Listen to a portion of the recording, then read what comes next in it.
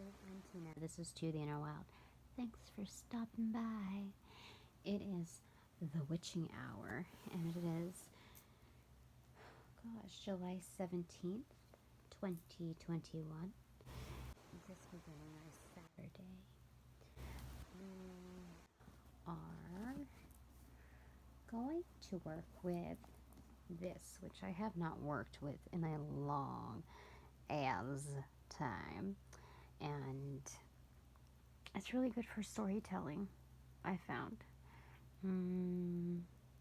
Yeah, I like it. So hopefully you do too. In fact, I trust you will. Okay, what I wanted to do first,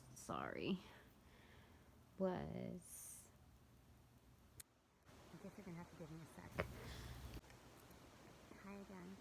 I had to cleanse the air for all of us, yes? Because even though I call upon our higher selves, our angels, our guardian angels, of course, spirit, I want to say our inner children, because this is story time, yeah? And this can cover the inner child series. I don't have to use the single deck. There's a lot of energy here, but it's good energy, so many thanks in advance. Oh, it even opens up like a storybook. Funky. Anyway, you know what's weird? 1:13 on the clock. That's not weird. Maybe it is. I don't know until I look it up and within context. But I already almost forgot. I didn't forget, yeah, angels?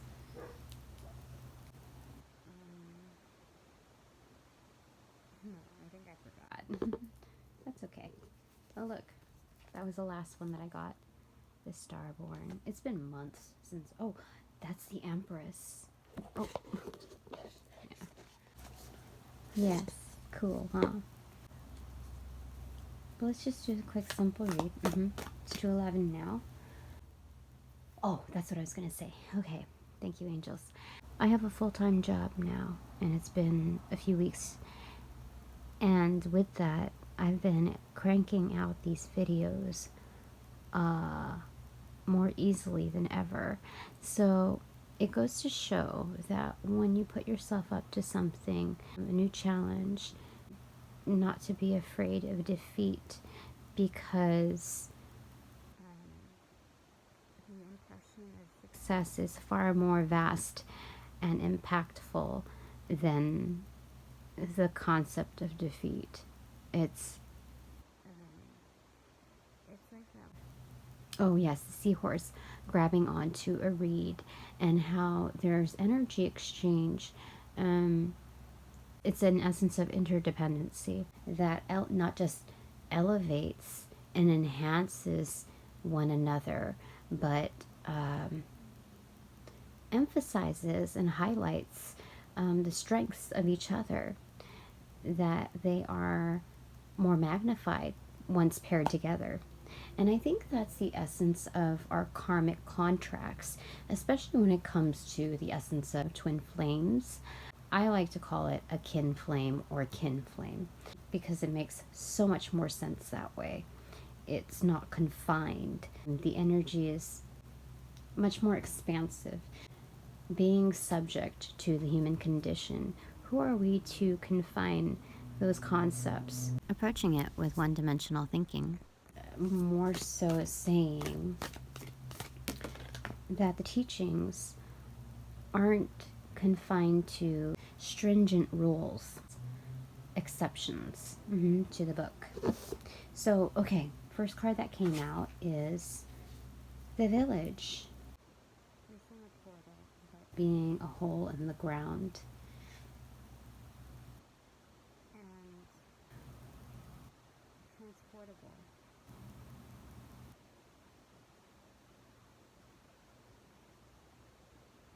That's what we're getting so far. Okay, can you clarify, Spirit? What is our takeaway from that? Oh, goodness, that's a few. 6 on the clock. These 3. The mentor. It's not just a teacher, but a student. Meaning that they are not confining their lessons to themselves.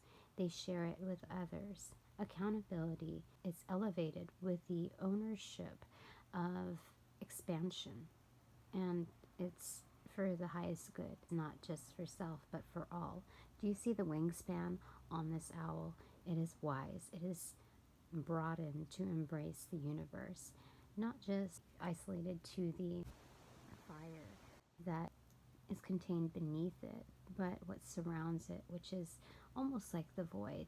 It is the constellations, the stars. It's being more worldly when you take flight, so you can do more than just ignite the fire. As you give it breathing room by letting it go, you also make it bigger to the point where it creates another world or galaxy. So it's not confined to the wingspan. It's more of the symbolism of arms wide open and acceptance.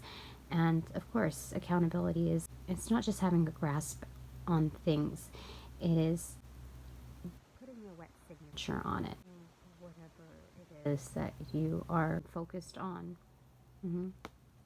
It's discipline. Because you're opening up. You're leaving yourself almost vulnerable, you know? When you come to that realization, you have to let it sink in, to accept the reality, the inevitable, and the beauty in it, in order to honor your experiences gracefully. Very cool. Venom and agape coding in this is very much similar. It's not the bite, it's the venom. What is it saying here? Venom is meant to be poison, but it's not always lethal. Let's see, LXXII, which would be devotion, unconditional love. Do you see this wingspan? And knowing the dangers of what you may come across, being open to it, because that act of unconditional love is not just a guiding force, but increases your chances of survival, reaching out to others, because some will value you and some won't, right? So it's the act of expansion, and it's not just freedom within it, but there's a vulnerability and acceptance, a sacrifice of the vulnerability. I feel like it's almost like this 6 of Swords in transit, this portal, taking it with you, that you have a safe place that you can take with you when you're off the calmer waters, leaving that strenuous hike. It is part of the journey to track that card. What else did you want to tell us, Spirit?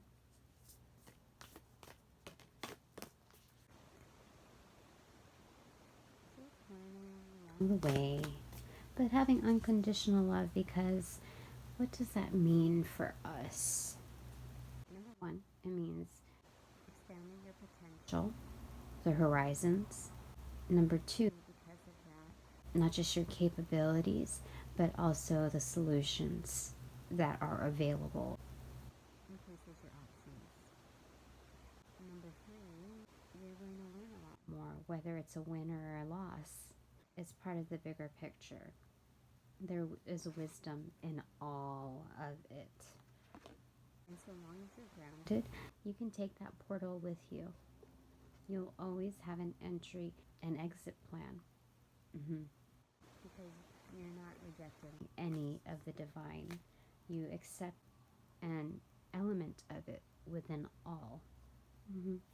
Thank you, Spirit. I actually had a different intention in mind. before I started the reading. I had come up with a question, and then I selected the cards or deck that I wanted to use, and then I ended up changing paths to other questions. So I think this takes higher precedence, and that actually just wanted to slide out. Ooh, the castle. It's in reference to the tower and how everything has a polarity. So one day it's a castle, one day it's a tower. One day it's a tower that collapses in order for a castle to be raised from stronger foundations. The wisdom, pearls, the foundation is what Spirit is saying, that your growth is unfolding. That's us. I also see the Ace of Pentacles within that eye. What's next? Oh, the one. It's the all. That's what I'm getting. Do you see how very symbolic that is to the first card, what you're pulling along? And how the rays are emitted. So it's like a combination of the love card and the village card. That we are almost like raising each other. We're trying to help each other figure it out, whether we realize it or not. It's in the agenda. It's in Spirit's agenda. Yeah.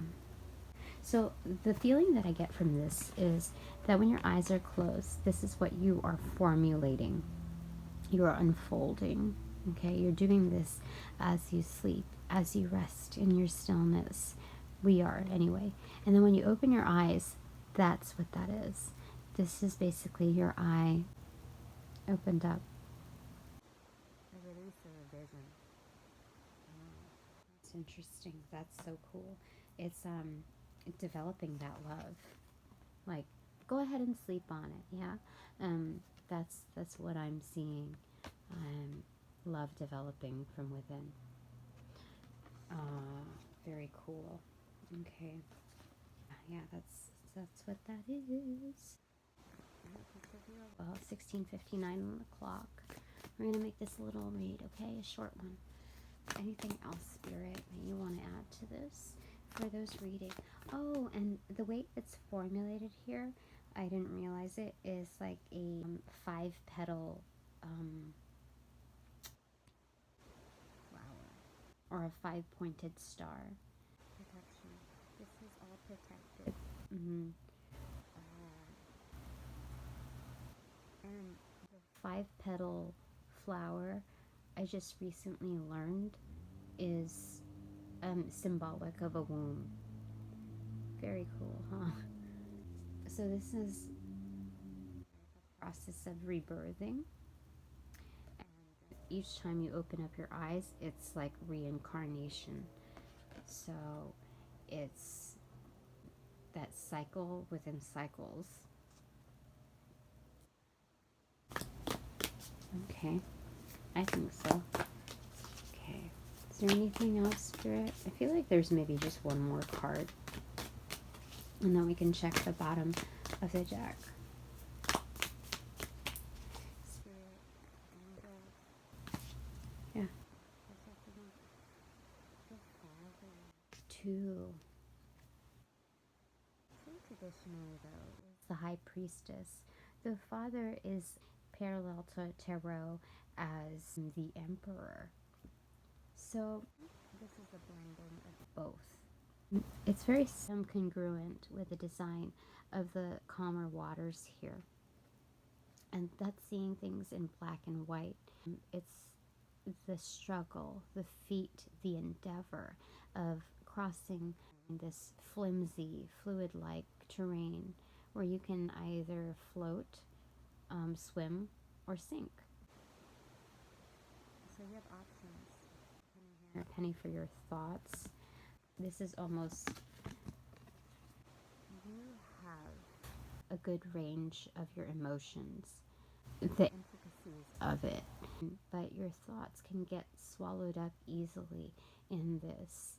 Yeah, so right now it's floating and present, invisible, because it's calm and has this water retention that's able to let it float atop in its stillness. However, once the water runs turbulent, that's when it can sink and get lost in the sea of emotion. The father has good command of the black and white and the color version. It's the emperor, it's ownership, it's not just foundation but growth. This is an evergreen, yes? So it's like a sturdy but like everlasting. It reaches towards the sky, so that's very similar to the high priestess in seeking higher ground. Also the Eight of Cups blended into there. Their perspective, like the sky is limitless. So it has sapphire or the blue cat's eye. Blue is the throat chakra. Sapphire, though, it's the birthstone of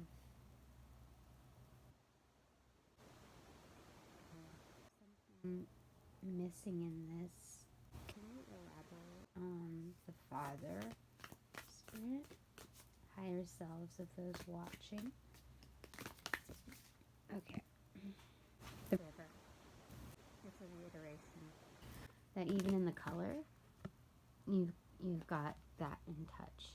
So either way you look at things, it's taking ownership for the full scope of it all.